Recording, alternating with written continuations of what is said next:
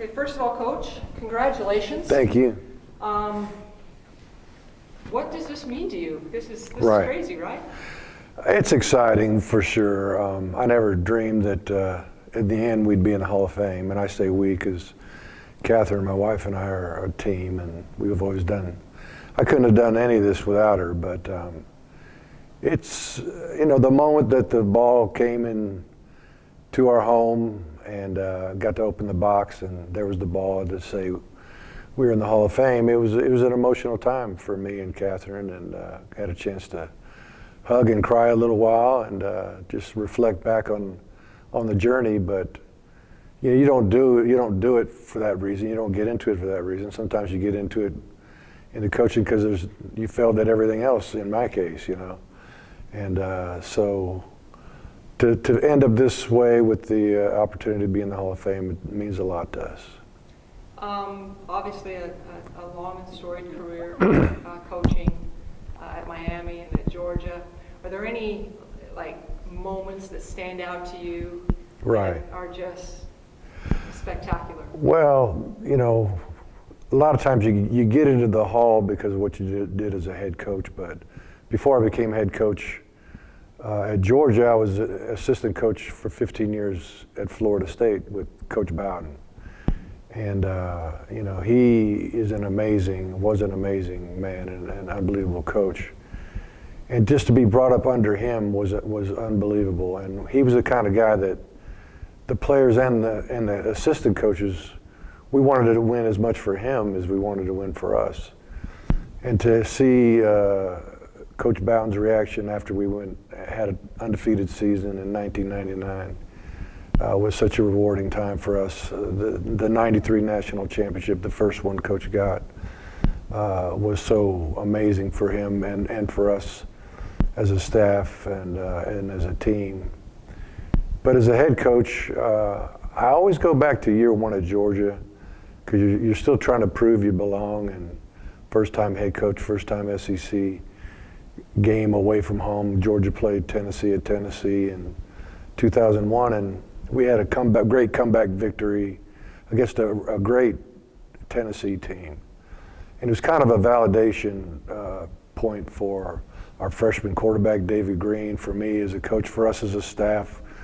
The players were thinking maybe all that hard work was worth it, and the fans were like, maybe these guys know what they're doing. And the media, started to believe that we could have success. And so sometimes you got to have that game or that moment to make even help yourself believe that you belong. So you mentioned Coach Bowden, and I would assume he's one of your mentors. But Oh, yeah. Can you talk about your football mentors and the people Right. that helped mold you? Right. Well, I'm glad you asked that question because I wanted to mention Roger Coffey, my high school coach. He helped me learn to love the game. He had a passion for football like nobody's business. And he took me under his wing as his quarterback in high school to teach me the game. And so I loved Coach Coffey for that. And he loved me. He took time with me. And then moving on, I got a chance to be coached by Coach Schnellenberger at Miami. Unbelievable guy.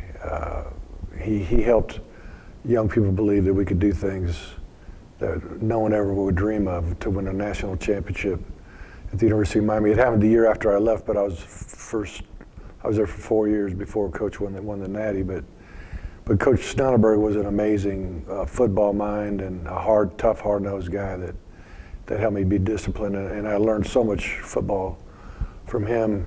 And then moving on from there, I had a chance to coach under Coach Bobby Bowden. Coach Bowden was not only did he give me an opportunity as a young coach to break into the business, but he led me to Christ in 1986, which is the most important thing that I've done in my life. And so I'm so thankful for Coach Bowden. And then when I went to Georgia, I got a chance to work under the great Vince Dooley. So you got Roger Coffey, my high school coach. You got Howard Schnellenberger. You got Coach Bobby Bowden. You got Coach Vince Dooley to work under and have as mentors, I can't imagine anybody having a better go of it. Unfortunately, all these men are gone now. But so I guess in some ways it's my time to mentor people, but those guys meant the world to me. Yeah, just listening to you talk, it just, obviously I haven't played the game of football. I'm an incredibly passionate fan. Mm-hmm. This is a special game. It's a special game that molds young men. Right. And that effect, I was just talking with Michael Bishop and the way he's able to use his platform now to inspire kids and all of that. I just come back to this sport and how special this sport is. Right. In that way. I think it's the greatest team sport ever invented. You know, there's so many things about football that do mold young boys into men. And just getting knocked down, you know, physically and even emotionally sometimes. And what are you going to do? You know, you got to get back up. You got to go back and get in the fight. And just the discipline it takes to train and the discipline it takes to learn what to do in the concept of team, where every single guy has to count on his teammate to get his job done in order to have success. And it's an amazing thing, but it's also, I think young guys, when they start to play football, it's not so much they love the game of football. I think they just want to be with their friends because their friends want to play football. You know, so there's a camaraderie in football like no other sport. And I think a lot of guys get lost when their careers are over.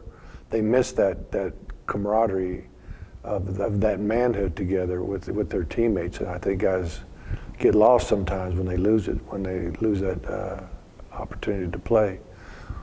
But if you could, if little onomatopoeia, sure. if football was a person, what would you say to football?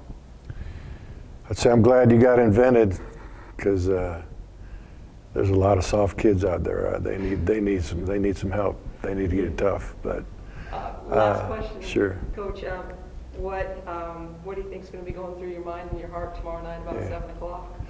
Well, it's going to be an honor for sure to physically be here and physically hear your name called out in front of the group. I heard we're not giving speeches, so that was a relief in some ways, but in other ways you wanted to have an opportunity to thank people that got you where you're going. And but I love the game of football. I love what it does to help, especially at the college level for me, to bring guys in the boyhood stage of their life, truthfully, to leave as a man, ready for life and ready to be a good husband and father and employer or a citizen of his community. There's nothing like it. Okay, who's your pick? Final four. Who's my pick? Who's your pick? Who you got?